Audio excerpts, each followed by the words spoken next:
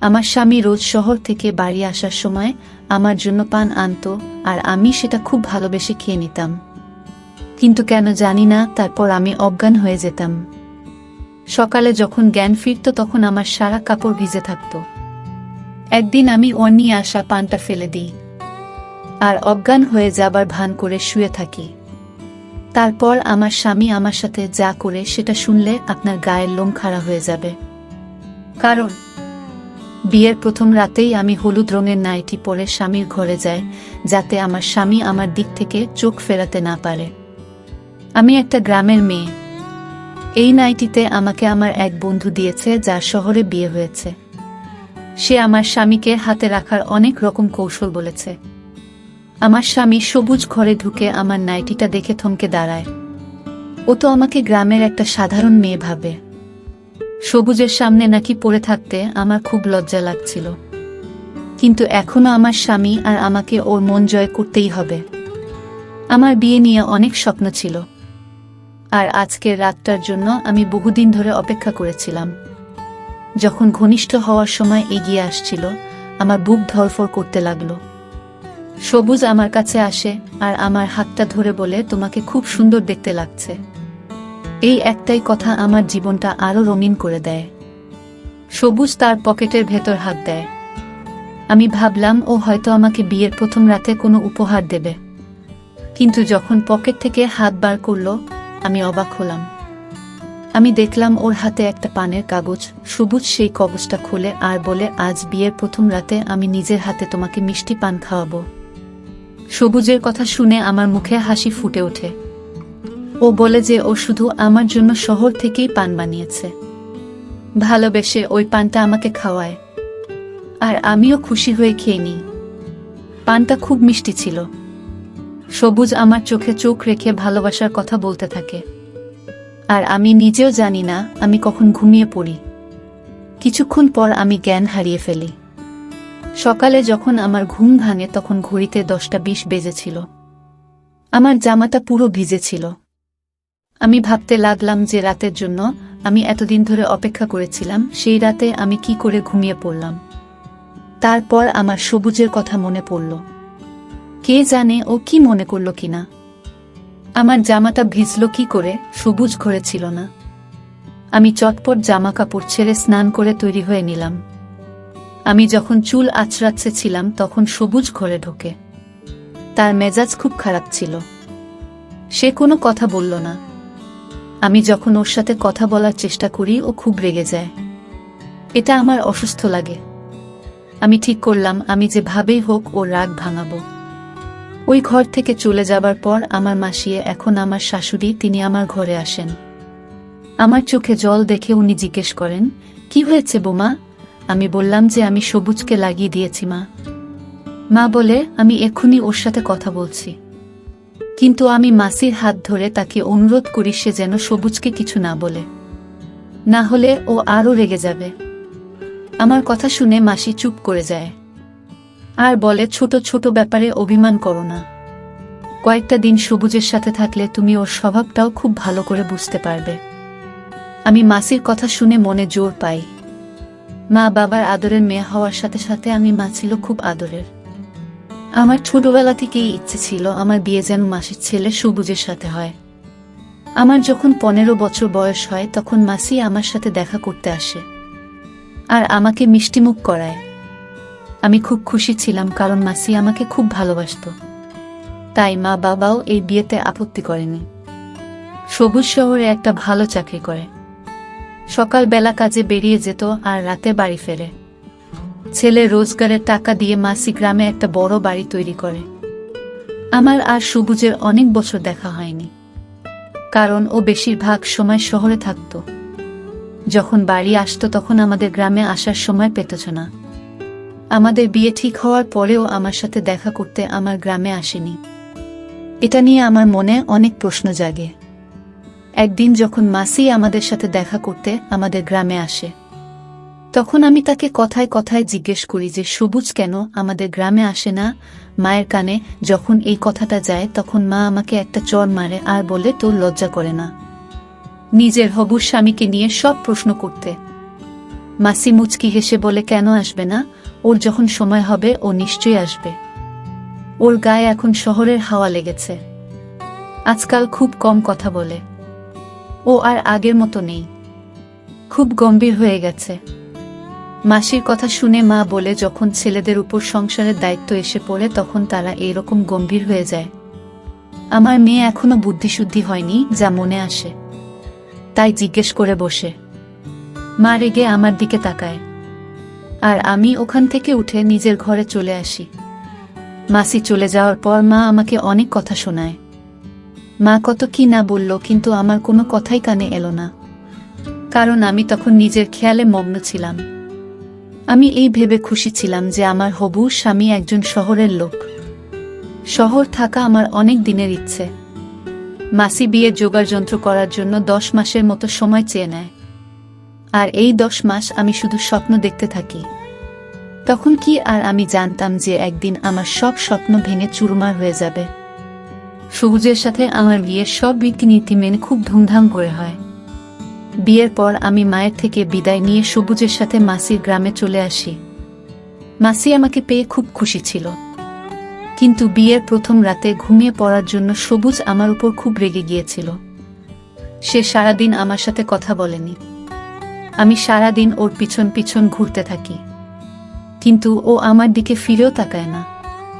সবুজ ছাদে গিয়ে বসে রইল, আর তাই গ্রামে মেয়েদের ছাদে যাওয়া বারণ। তাই আমিও ওর পিছন পিছন ছাদে যেতে পারিনি। রাতের বেলা ঘরে আসে, তখন আমি কেঁদে কেঁদে চোখ ফুলিয়ে ফেলেছি। ও আমার পাশে এসে বসে আর বলে, আমাকে ক্ষমা করে দাও। আমার খুব মাথা গরম হয়ে গেছিল।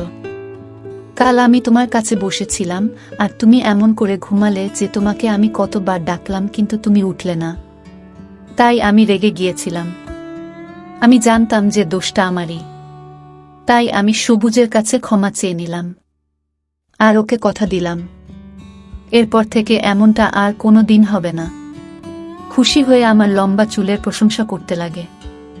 আমি ভাবি, সবুজ সারাদিন এত রেগেছিল, এখন হঠাৎ ওর আচরণ এমন বদলে গেল কি করে? ও আজ আবার মিষ্টি পান বের করে আমাকে খাওয়ায় আর বলে, পান খেলে তোমার ঠোঁটটা লাল হয়ে যায়, তোমার সুন্দর ঠোঁটটা আরো সুন্দর হয়ে ওঠে। এমন মিষ্টি করে ও কথা বলে যে আমি লজ্জায় লাল হয়ে যায়। সবুজ আমার হাতটা ধরে কিছু একটা বলছিল, কিন্তু আমি কিছুই বুঝতে পারছিলাম না। কিছুক্ষণ পর আমি এই পৃথিবী থেকে অনেক দূরে চলে যাই। আমার যখন জ্ঞান আসে তখন আমি দেখি দুপুর 12টা বেজেছে। আমি চটপট উঠে বসলাম। আমার মনে হলো সবুজ নিশ্চয়ই আজ আবার খুব রেগে গেছে, কিন্তু আমি এটা কিছুতেই বুঝতে পারছি না যে রাতে আমার এত গভীর ঘুম কি করে আসছে। আমার জামা কাপড় পুরো ভিজে গিয়েছিল, আমার শীত করছিল। আমি স্নান করে যখন ঘরের বাইরে গেলাম তখন দেখি সবুজ আমার মাসিকে বলেছে, তুমি এ কেমন মেয়ের সাথে আমার বিয়ে দিয়েছ? এ তো ঘুম থেকে ওঠার কোন সময় ঠিক নেই। এর সাথে আমি সারা জীবন কি করে কাটাবো? ও এটাও জানে না যে গ্রামের মেয়েদের সকালবেলা উঠে বাড়ির কাজকর্ম করতে হয়। তুমি 7 সকালে উঠে বাড়ির সব কাজ করছো, আর উনি মহারানীর মতো ঘুমোচ্ছেন। এরকম চলতে থাকলে আমি আর বেশি দিন তোমার ভাইয়ের মেয়েকেই বাড়িতে রাখবো না। এসব কথা শুনে আমি একটু ঘাবড়ে যাই। আমি ভাবিনি যে আমার স্বামী এতটা কঠিন হতে পারে। আমার আর দাঁড়িয়ে এর পরের কথাগুলো শোনার মতো সাহস হলো না। আমি রান্নাঘরে চলে গেলাম। মাসির সত্যি সকাল থেকে উঠে অনেক কাজ করেছে। রান্নাঘরটা পুরো পরিষ্কার ছিল, আর দুপুরের খাবারটাও বানানো হয়েছিল। আমি সবুজের সাথে সাথে মাসির চোখেও খারাপ হয়ে যাচ্ছি। আমার নিজের উপর খুব রাগ হয়। কে জানে আমার কি হয়েছে। আমি সারা ঘর ঘুরে দেখি বাড়ির সব কাজ সারা হয়ে গেছে। তাই হয়তো সবুজ আজ একটু বেশি রেগে গেছে। সবুজ ছাদে চলে যায়, কারণ সে জানতো আমি তার পেছন পেছন ছাদে যেতে পারবো না। আমি সারাদিন খুব কান্নাকাটি করি। যে সুখের জন্য আমি 1 বছর ধরে অপেক্ষা করেছি, আজ আমি সেটা পেয়েছি, কিন্তু নিজের দোষে তাকে হারাচ্ছি। না, আমি সবুজের কাছাকাছি আসতে পেরেছি না, ওর মন জয় করতে পেরেছি। আজ ওর কথা শুনে আমি ভাউল করেই বুঝতে পেরেছি যে আমি আর কোনো ভুল করলেও আমাকে বাড়ি থেকে বের করে দেবে। গ্রাম থেকে বারবার আমার মায়ের ফোন আসছিল। মা বলছিল 7 দিনের জন্য আমার বাপের বাড়িতে গিয়ে থাকতে। বিয়ের নিয়ম অনুযায়ী বিয়ের পর মেয়েদের 7 দিনের জন্য তাদের বাপের বাড়ি গিয়ে থাকতে হয়। কিন্তু আমি যেতে চাইছিলাম না, কারণ সবুজ আমার উপর এমনিতেই লেগেছিল। তার উপর যদি আমি বাপের বাড়ি চলে যাই তাহলেও হয়তো আর কোনোদিন আমার সাথে কথা বলবে না। রাতের বেলা সবুজ ঘরে আসে। আমি অবাক হয়ে গেলাম এই দেখে যে ও হঠাৎ এত ভালো কি করে হয়ে গেল। আমার পাশে বসে আমাকে জিজ্ঞেস করে, তোমার মা কেন ফোন করেছিল? আমি সব কথা ওকে বলি। ও বলে, ভালো কথা, তুমি চলে যাও, না হলে তোমার মা বলবে আমি তোমাকে যেতে দিচ্ছি না। কাল থেকে আমার অফিস শুরু হয়ে যাবে। আমি ভোরবেলা বেরিয়ে যাব আর রাতে বাড়ি ফিরব। তুমি 1 সপ্তাহ ওখানে কাটিয়ে এসো আর মাকেও তোমার সাথে নিয়ে যাও। আমার সবুজের থেকে দূরে থাকতে ইচ্ছে করছিল না, কিন্তু আমার সাহস হচ্ছিল না ওকে না বলার। তাই আমি রাজি হয়ে গেলাম। ও আবার মিষ্টি পান বের করে আমার মুখে ঢুকিয়ে দেয় আর বলে, তুমি এটা আস্তে আস্তে খাও, কোনো তাড়া নেই। এটা শহর থেকে আনা খুব ভালো পান। এটা খেলে তোমার ঠোঁটটা লাল হয়ে যাবে আর তোমাকে খুব সুন্দর দেখাবে। সবুজ এরকম পরিবর্তন আমাকে অবাক করে দেয়। ও বাইরে যতটা কঠিন, ভিতরে ততটাই নরম। ভালোবাসতে জানে, আরও রাগ হওয়াটাই স্বাভাবিক। আমার ভুলের জন্যই ও রেগে যায়। সবুজ বলে, আমি মাকে বলে এসেছি যে তুমি কাল তোমার গ্রামে যাবে, ততক্ষণ তুমি আমার জন্য অপেক্ষা করো। সবুজের কথা শুনে আমি মুচকি হাসলাম। মনে মনে ঠিক করলাম আজ আমি কিছুতেই ঘুমোবো না, এখানে বসে ওর জন্য অপেক্ষা করব। মায়ের কাছে যাওয়ার আগে আমি আমাদের মধ্যে সব দূরত্ব মিটিয়ে নিতে চাই। আমি তাড়াতাড়ি আমার নাইটিকা পরে নিলাম। আইন হাতে আমার ছবি দেখে আমি অবাক হলাম। ও ঠিক বলেছিল, আমার ঠোঁটটা পুরো লাল হয়ে গেছে। আমি বিছানায় বসে সবুজের জন্য অপেক্ষা করতে লাগলাম, কিন্তু সবুজের ফিরে আসার আগে আমি ঘুমিয়ে পড়লাম। সকাল 10টায় যখন আমি চোখ খুললাম তখন সবুজ কাজে বেরিয়ে গেছে। ও অনেক ভোরবেলা বেরিয়ে যেত, কারণ শহরে পৌঁছাতে 2 ঘন্টা সময় লাগত। আমার খুব কান্না পাচ্ছিল। আমার বিয়ের 1 সপ্তাহ হয়ে গেল, কিন্তু এখনো আমি সবুজের সাথে কোনো সম্পর্ক তৈরি করতে পারিনি। ওর রাগ হওয়াটাই স্বাভাবিক। আমি বুঝতে পারছি না আমার জামা কাপড় এত ভিজে গেল কি করে। আমি যখন ঘর থেকে বেরিয়ে এলাম তখন দেখলাম মাসি গ্রামে যাওয়ার জন্য তৈরি হয়ে বসে আছে। মাসি আমাকে দেখে বলে, সবুজ তো বেরিয়ে গেছে, এখন আমাদেরকে গ্রামের জন্য রওনা দিতে হবে। আমি মাসির সাথে গ্রামে রওনা দিলাম, কিন্তু আমার মনটা সবুজের সাথে শহরে চলে গেছিল। আবার আমার ওর সাথে স্বাক্ষর দেখা হবে। আমার বাড়ির লোকেরা আমাকে দেখে খুব খুশি হয়। সব থেকে বেশি খুশি হয় আমার ছোট বোন। সারা গ্রাম জেনে গেছিল যে আমি বাড়িতে এসেছি, তাই গ্রামের মহিলারা একজোট হয়ে আমাকে দেখতে আসে। আমাদের এক প্রতিবেশী মেয়ে আনিতা দিয়েছিল। সে আমার খুব ভালো বন্ধু ছিল, আর গ্রামে এসে আমি তার বিয়েতে আনন্দ করার সুযোগ পেয়ে যায়। গ্রামে খুব হই হুল্লোড় হচ্ছিল, কিন্তু আমার মনটা খারাপ ছিল। আমার সবুজের কথা বারবার মনে পড়ছিল। একটু অদ্ভুত ব্যাপার হলো, যবে থেকে আমি মায়ের কাছে এসেছি তবে থেকে আমার একেবারে ঘুম আসছে না। আর সবুজের বাড়িতে আমার রোজ রাতে ঘুম চলে আসতো। আমি জেগে থাকা অনেক চেষ্টা করতাম, কিন্তু পারতাম না। হয়তো আমার সবুজের জন্য মন খারাপ হচ্ছে, তাই আমি এখানে ঘুমোতে পারছি না। হলুদ মেহেন্দি পরানোর দিন আমাদের পাড়ার মাসির ছেলে ফিরোজ শহর থেকে আসে বোনের বিয়ে দেখতে। সে ছোটবেলা থেকেই গ্রামে যাতায়াত করত। সে আমাকে দেখে আমার পিছন পিছন ঘুরতে থাকে। তার নজর সবসময় আমার উপর ছিল। এটা মনে হয় আমার মাসি ও লক্ষ্য করেছিল। আমার খুব ভয় লাগছিল। এমনিতেই এখন সবুজ আর আমার সম্পর্ক ভালো নয়, তার উপর যদি মাসি এসব দেখে তাহলে আমার বাড়িতে জায়গা হবে না। তাই আমি বিয়ের বাড়ি ছেড়ে নিজের বাড়িতে ফিরে আসছিলাম। কিন্তু ফিরোজ আমার পিছনে আর রাস্তায় আমাকে থামিয়ে বলে সে আমাকে ভালোবাসে। আমি যদি চাই তাহলে সে আমার বাড়িতে বিয়ের প্রস্তাব পাঠাবে। আমি রেগে গিয়ে তাকে বলি, আমার বিয়ে হয়ে গেছে। এরপর থেকে যেন সে এরকম কথা না বলে। আমার কথা শুনে ফিরোজ বলে, শহরে আমার অনেক বড় বাড়ি আছে, গাড়ি আছে, আমি তোমাকে খুব সুখে রাখব। তুমি তোমার স্বামীকে ছেড়ে দিয়ে আমার সাথে চলো। আমি তোমাকে অনেক দিন ধরেই ভালোবাসি। আমি কি আর জানতাম যে তোমার 16 বছর বয়সে বিয়ে হয়ে যাবে? আমি তাকে বলি, সে আজ যা বলেছে আমি শুনেছি, কিন্তু এরপর যেন সে এরকম কথা মুখে না আনে, কারণ আমি আমার স্বামীকে খুব ভালোবাসি, আর তার একটা ভুলের জন্য আমার বদনাম হয়ে যেতে পারে। ফিরোজ তখন ফিরে যায়, কিন্তু আমার পক্ষে আমি তার বিয়েতে থাকা মুশকিল হয়ে পড়েছিল। ফিরোজ খুব জেদ ধরেছিলেন, লুকিয়ে লুকিয়ে তার ফোনে আমার ফটো তুলেছিলেন। যেমন তেমন ভাবে একটা সপ্তাহ কাটিয়ে আমি মাসির সাথে আমার শ্বশুরবাড়ি ফিরে আসি। সবুজ মনে হয় আজ তাড়াতাড়ি কাজ থেকে ফিরে এসেছে। আমরা দুপুরে বাড়িতে গিয়ে পৌঁছি, তখন সবুজ বাড়িতেই ছিল। সবুজকে দেখে আমি খুব খুশি হই। আমি নিজের জিনিসপত্র রাখতে নিজের ঘরে যাই, আর সবুজ তার মায়ের সাথে কথা বলতে তার ঘরে চলে যায়।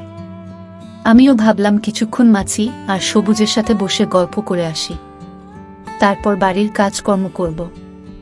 তাই আমি ঘরের জিনিসপত্র রেখে মাসির ঘরের দিকে যাই। মাসির ঘরের বাইরে থেকে তার কথা শুনে আমার হাত পা ঠান্ডা হয়ে যায়। আমি ভাবতেও পারিনি যে আমার ঘর ভাঙার লোক আর কেউ নয়, আমার নিজের মাসি। মাসি সবুজকে বলছিল, আমি তোকে বলে গেছিলাম যে আমি ফিরে আসার আগে ডিভোর্সের কাগজপত্র তৈরি করে রাখতে, কিন্তু তোর কোনো খেয়াল নেই।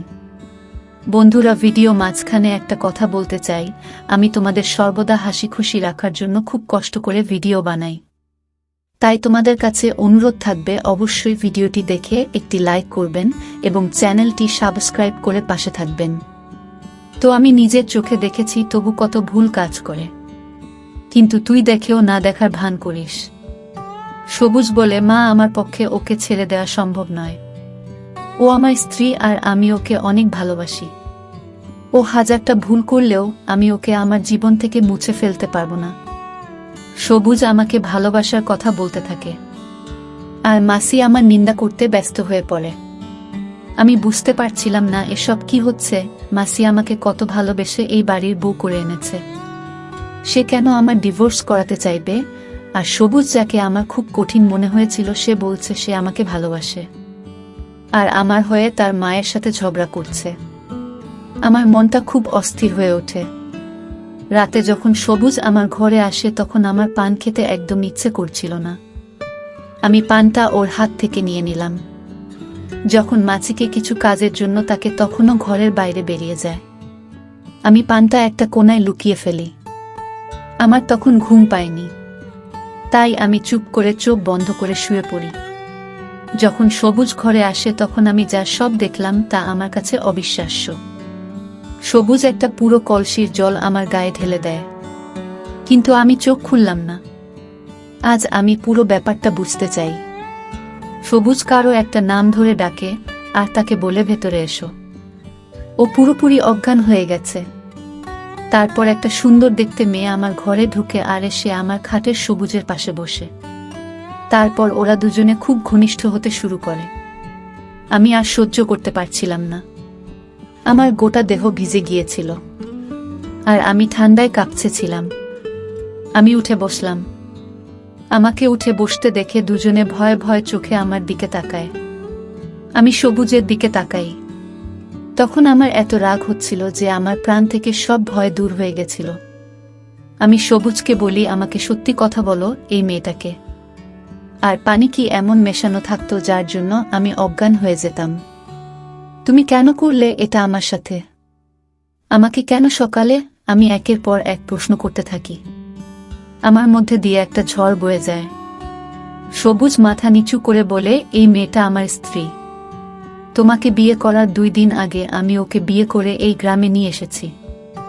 আমি কখনো তোমাকে বিয়ে করতে চাইনি, কিন্তু আমার মা জোর করে তোমার সাথে আমার বিয়ে ঠিক করে। কথাটা শুনে আমার মাথায় আকাশ ভেঙে পড়ে। সবুজ বলে, তোমার সাথে বিয়ে আটকাতে আমি 2 দিন আগে শরীফা বিয়ে করে আনি, যাতে মা বাধ্য হয় তোমার সাথে আমার বিয়ে ভেঙে দিতে। কিন্তু মা আমার কথা শোনে না। মা আমার উপর চাপ দেয় আর বলে শরীফাকে ডিভোর্স দিয়ে দিতে। সবুজ শরীফাকে ছাদের ঘরে রেখে দেয়। কারণ সে জানতো গ্রামের মেয়েরা ছাদে যায় না। তাই সে জানতো আমি কখনো ছাদে যাব না। ও ইচ্ছে করে পানে ঘুমের ওষুধ মিশিয়ে দিত যাতে আমি ঘুমিয়ে পড়ি, আর ও আমার ঘরে শরীফের সাথে সময় কাটাতে পারে। শরীফা শহরে মডেলিং করত, তাই মায়ের মনে হতো ওর চরিত্র ভালো নয়। তাই মা বারবার আমাকে বলতো ওকে ডিভোর্স দিতে। কিন্তু শরীফ আমার প্রথম আর শেষ ভালোবাসা। মা আমাকে নিজে মরার ভয় দেখিয়েছিল, তাই আমি তোমাকে বিয়ে করতে বাধ্য হয়েছিলাম। তখন আমি বুঝতে পেরেছিলাম যে সবুজ শরীফাকে ছাড়া থাকতে পারবে না। ও আমাকে সব সত্যি কথা বলে দেয়। সব শুনে আমার বলার মতো কিছুই ছিল না। আমি বুঝতে পারি যে সেদিন দুপুরে মাসির সবুজ আর শরীফা ডিভোর্সের কথা বলছিল, যার আমি অন্য মানে করেছিলাম। আমার এই অবস্থার জন্য সবুজ একা দায়ী নয়, আমার মাসিও দায়ী। মাসি সব জানতো যে তার ছেলে অন্য কাউকে ভালোবাসে আর তাকে সে বিয়ে করে ফেলেছে। তারপরেও সে জোর করে তার সাথে আমার দিয়ে দেয়। কিন্তু আমি এমন একটা লোকের সাথে সারা জীবন কাটাতে পারবো না যে অন্য কাউকে ভালোবাসে, আর যার জন্য সে আমাকে ঘুমের ওষুধ খাওয়াতে পিছপা হয় না। আমি আমার জিনিসপত্র গুছিয়ে নিলাম আর মাসিকে সালাম করে নিজের গ্রামের দিকে রওনা দিলাম। মাসি আমাকে অনেক আটকানোর চেষ্টা করে। মাসি বলে যে সবুজ শরীফাকে ছেড়ে দেবে আর পুরোপুরিভাবে তোমার হয়ে যাবে। কিন্তু আমি এমন একটা মানুষের সাথে থাকতে পারবো না যে আমাকে ভালোবাসা দিতে পারবে না। আমি মা বাবাকে বলে সবুজের থেকে ডিভোর্স নিয়ে নিলাম। আমার মা বাবা আমাকে খুব ভালোবাসে। তারা কখনই চায় না আমি এমন একটা লোকের সাথে সংসার করি। পাড়ার মাসির থেকে ফিরোজ খবর পায় যে আমার বিয়ে ভেঙে গেছে। তাই সে বিয়ের প্রস্তাব নিয়ে তার বাড়ির লোকেদের আমার বাড়িতে পাঠায়। কিন্তু আমি তাদেরকে বলে দিই, আমি এখন বিয়ে করতে চাই না। আমি এখন আরো পড়াশোনা করতে চাই আর নিজের পায়ে দাঁড়াতে চাই। সব বৈবাহিক সম্পর্ক যে সফল হবে তার কোনো মানে নেই, কিন্তু কারো বিয়ে অসফল হওয়া মানে এই নয় যে সেই মানুষটা অসফল হবে। আমার বিয়ে ভেঙে যাওয়ার পর আমি জীবনে সফলতা পাই, পড়াশোনা করে ভালো রেজাল্ট করি, আর জেলায় আমার গ্রামের মুখ উজ্জ্বল করি। আমি আমার সমস্ত বোনেদের আর মেয়েদের বলেছি তারা যদি বৈবাহিক জীবনে সফলতা অর্জন করতে না পারে তাহলে সেটা ভুলে গিয়ে তাদের অন্য রাস্তা বেছে নেওয়া উচিত। এমন একটা রাস্তা বেছে নেওয়া উচিত যেখানে তারা সফলতা পাবেন। বন্ধুরা, আজকে এই পর্যন্তই। ভিডিওটি আপনাদের কাছে ভালো লেগে থাকলে ভিডিওটিতে একটা লাইক করবেন। নতুন নতুন গল্প পেতে চ্যানেলটি সাবস্ক্রাইব করে রাখুন। দেখা হচ্ছে নতুন ভিডিওতে। ভালো থাকবেন সবাই।